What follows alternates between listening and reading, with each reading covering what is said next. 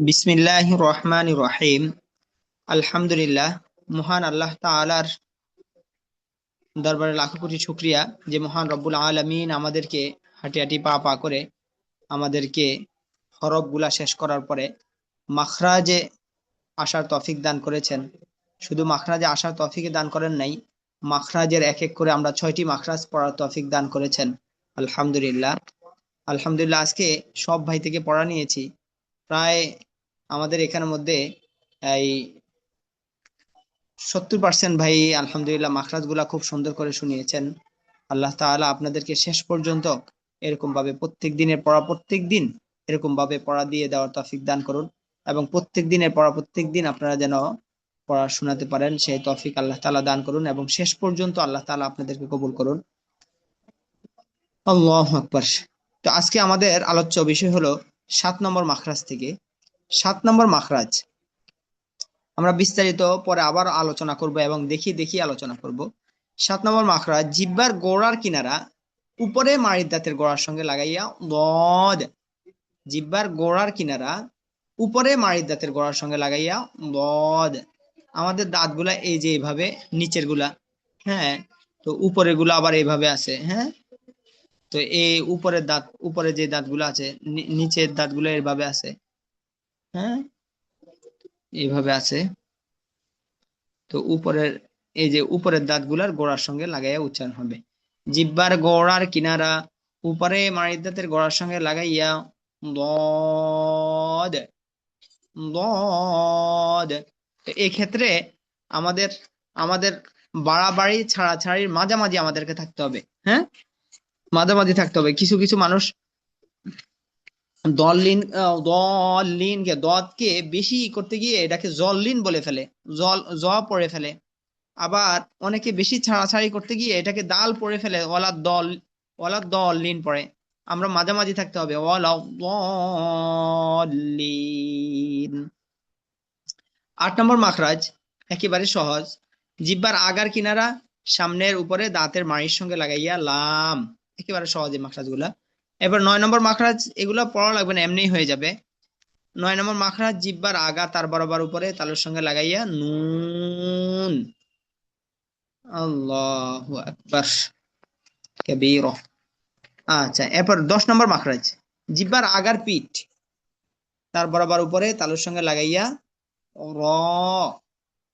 এরপরে 11 নম্বর মাখরাজ জিহ্বার আগা সামনের উপরে দাঁতের দুই দাঁতের গোড়ার সঙ্গে লাগাইয়া ত দাল তা। 11 নম্বর মাখরাজ জিহ্বার আগা সামনের উপরে দুই দাঁতের গোড়ার সঙ্গে লাগাইয়া ত দাল তা।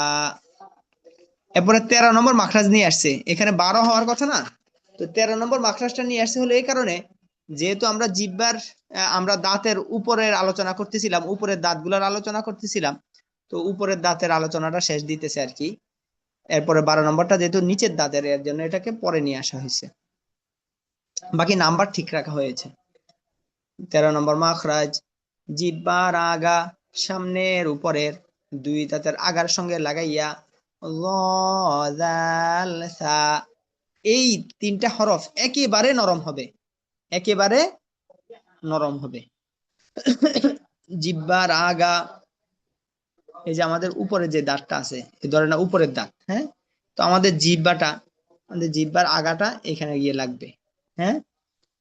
জিহ্বার আগা সামনের উপরে দুই দাঁতের আগার সঙ্গে লাগাইয়া জ জাল সা। এরপরে 12 নম্বর মাখরাজ জিহ্বার আগা সামনের নিচের দুই দাঁতের পেট ও আগার সঙ্গে লাগাইয়া সদ সিন জা। 12 নম্বর মাখরাজ জিহ্বার আগা সামনের নিচের দুই দাঁতের পেট ও আগার সঙ্গে লাগাইয়া সদ সিন জা। এরপর হলো 14 নম্বর মাখরাজ। বাকি মাখরাজ সব সহজ।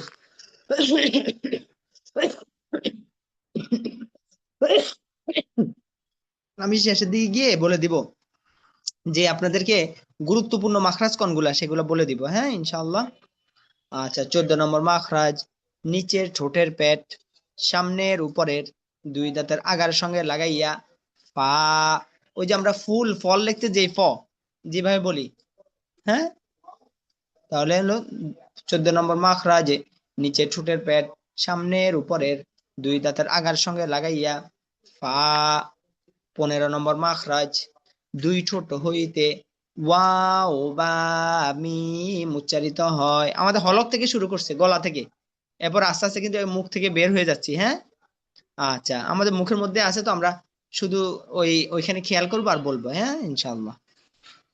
আচ্ছা, 16 নম্বর মাখরাজ মুখের খালি জায়গা হইতে মাদের হরফ পড়া হয়।